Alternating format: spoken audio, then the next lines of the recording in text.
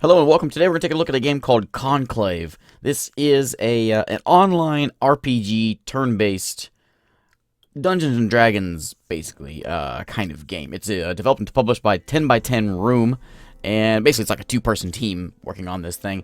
Let me read the Steam page here and give you an idea. It says it is an online RPG with a story and turn-based combat of a classic fantasy tabletop campaign. Basically, Dungeons & Dragons. It supports both solo play and cooperative parties up to 4 players who can adventure together in real time or take turns separately at their leisure.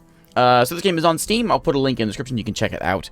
But basically, it's a Dungeons & Dragons kind of thing. We have a story here. We're in the lands of Conclave, and we start out in the town of Refuge. And we'll go ahead and try this out and check it out. I've already created a character here, but we'll go through and make another one just to kind of show off what we can do.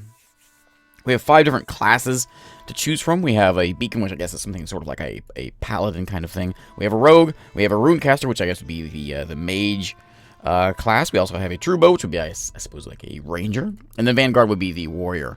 So I built a vanguard. Basically, it's just a big tank. We'll try a runecaster. We get bolt of flame, gust, rite of abjuration, tremor, wound binding. These are the skills that we get. We can kind of see what all they do here.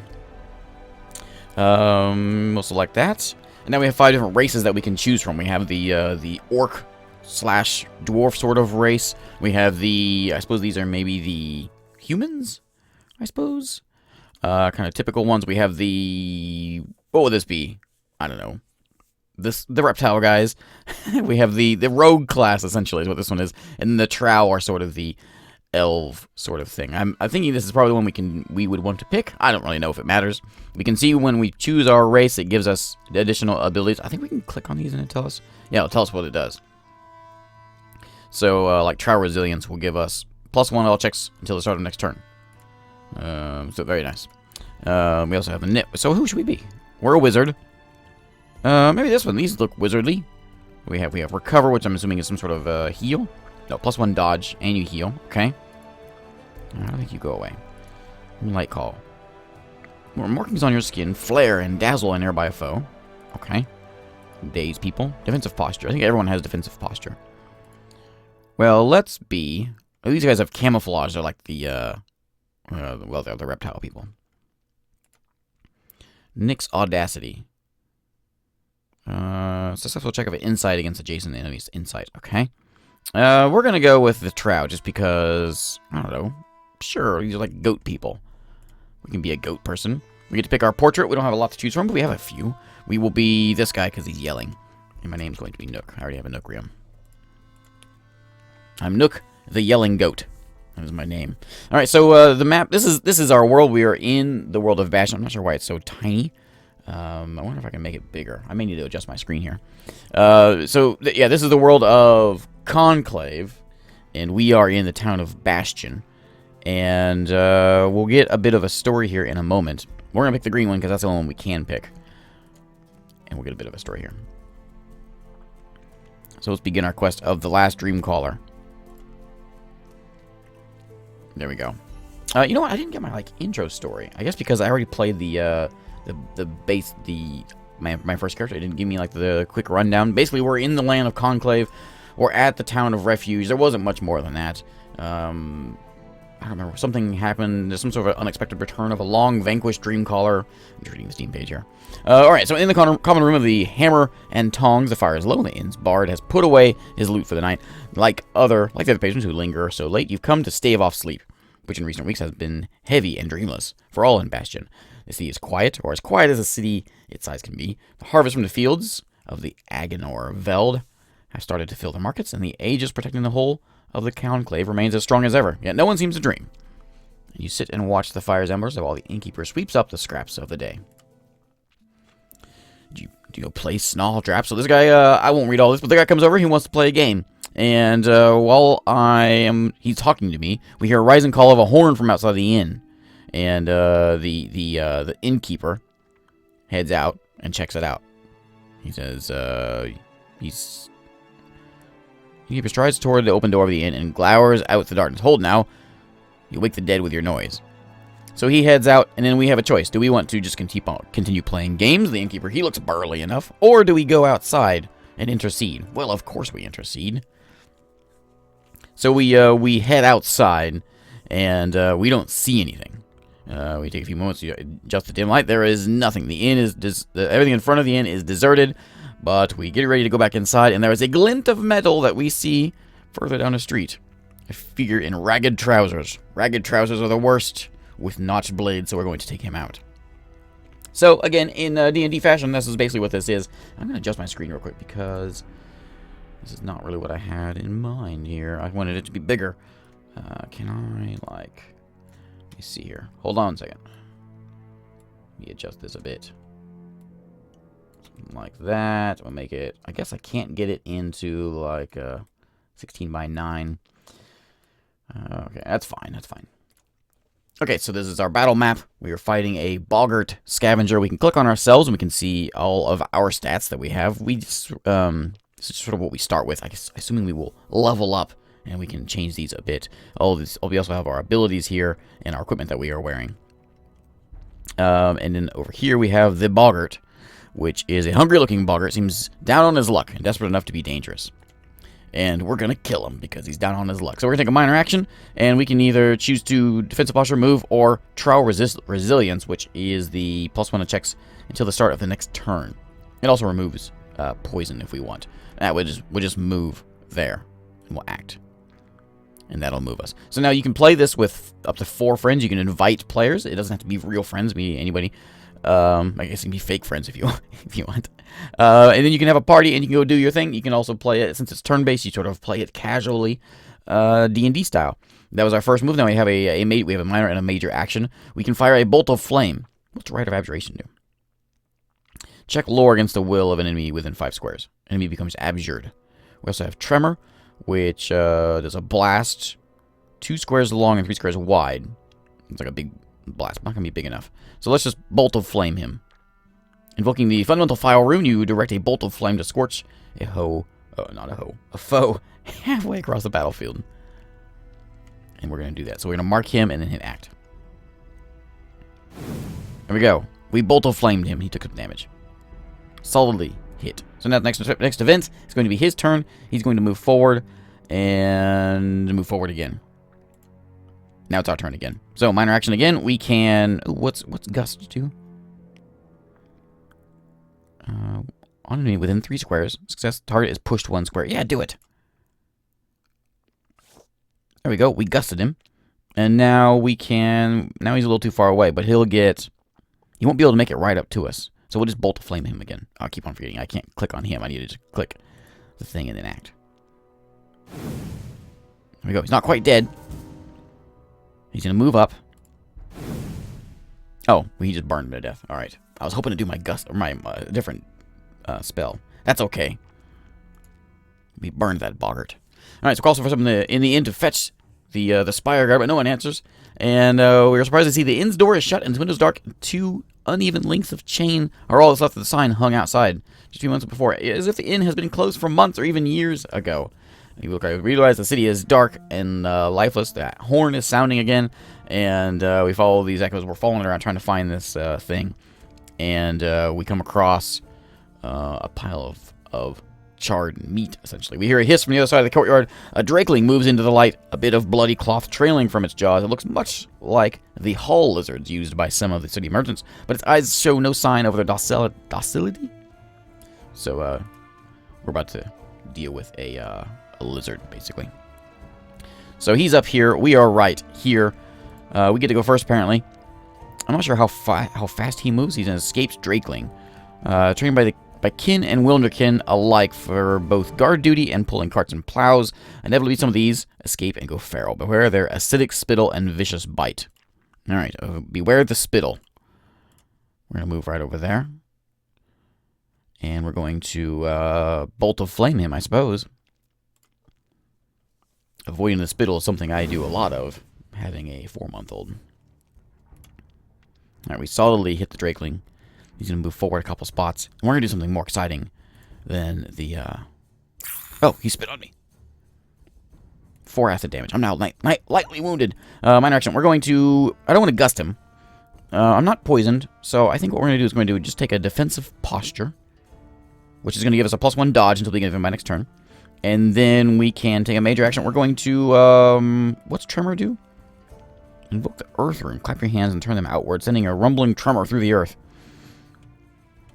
Choose a direction for a blast. 2 squares long and 3 squares wide. So it'll be like this way. We can do that one. If you succeed, come on, is off balance and takes 3 to 6 blunt damage. That sounds like an idea. So we want to hit him. Okay, so that's the region of the attacks. Okay.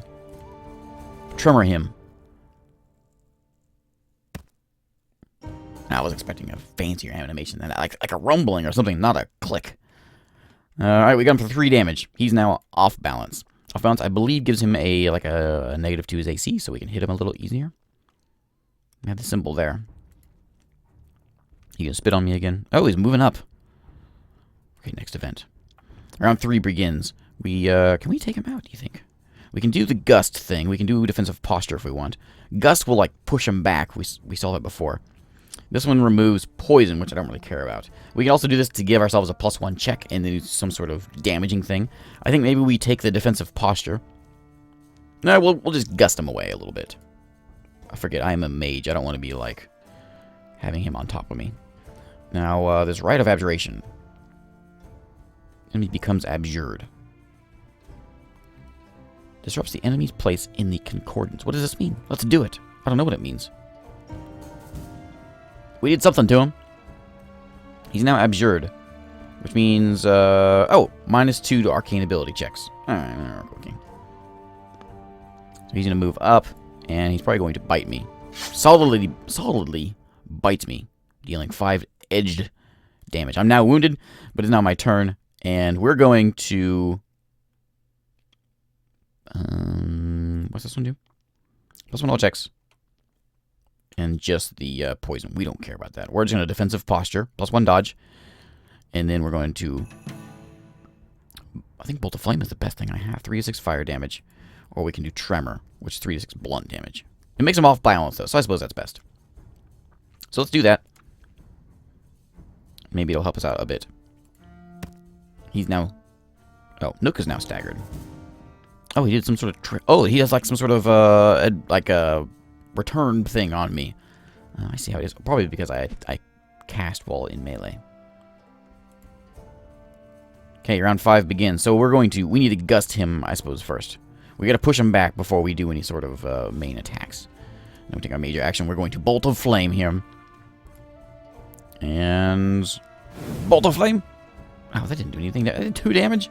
Wait. This is quite the Drakeling.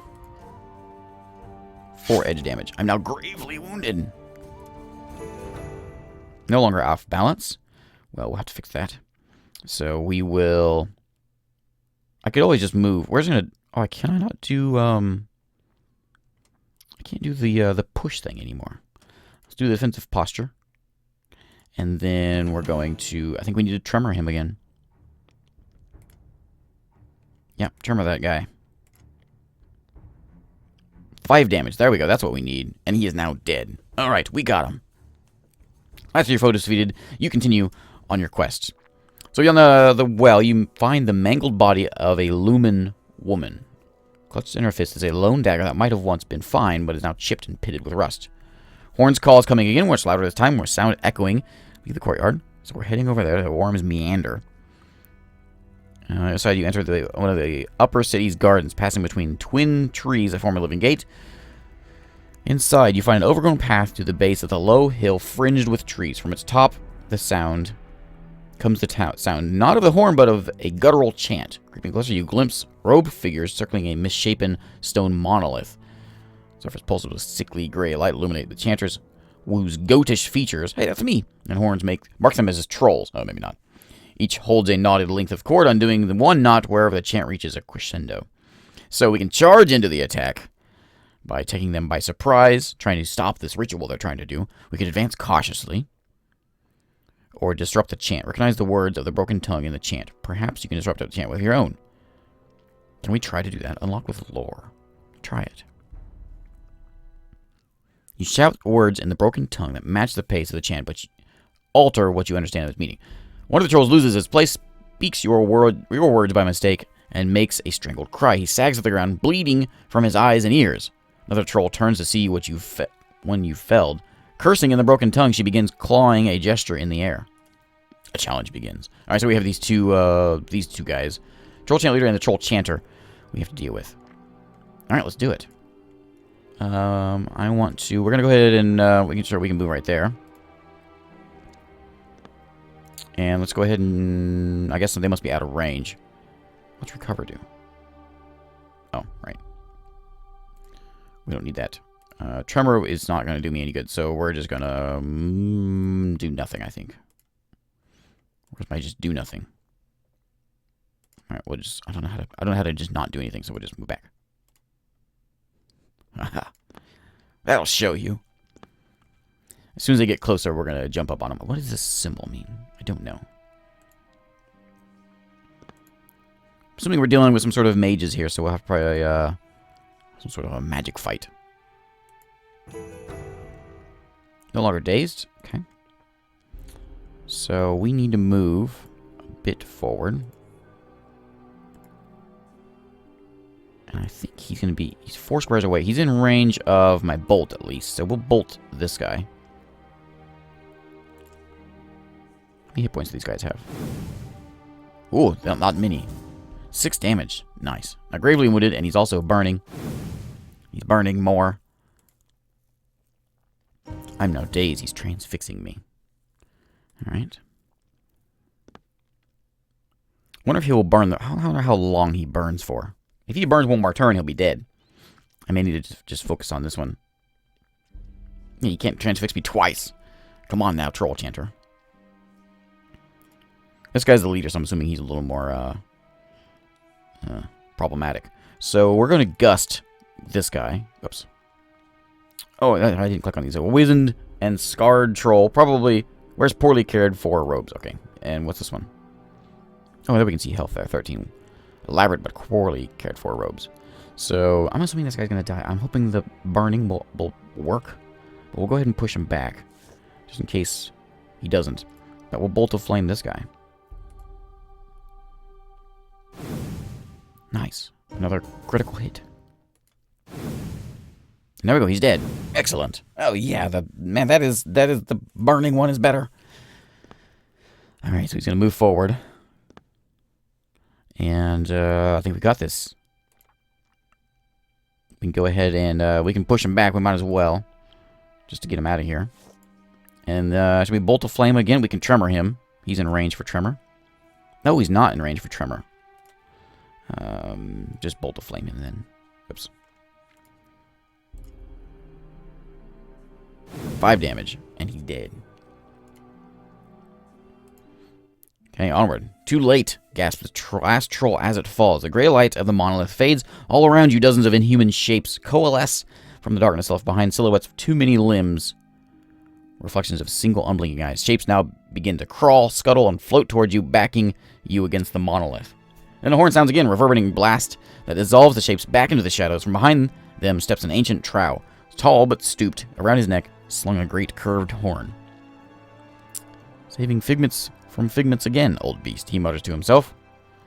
Stops, peers at you, not through something beyond. You are from the real, he exclaims. He reaches beyond you, moving his hand through the air as if you were running along a length of taut rope.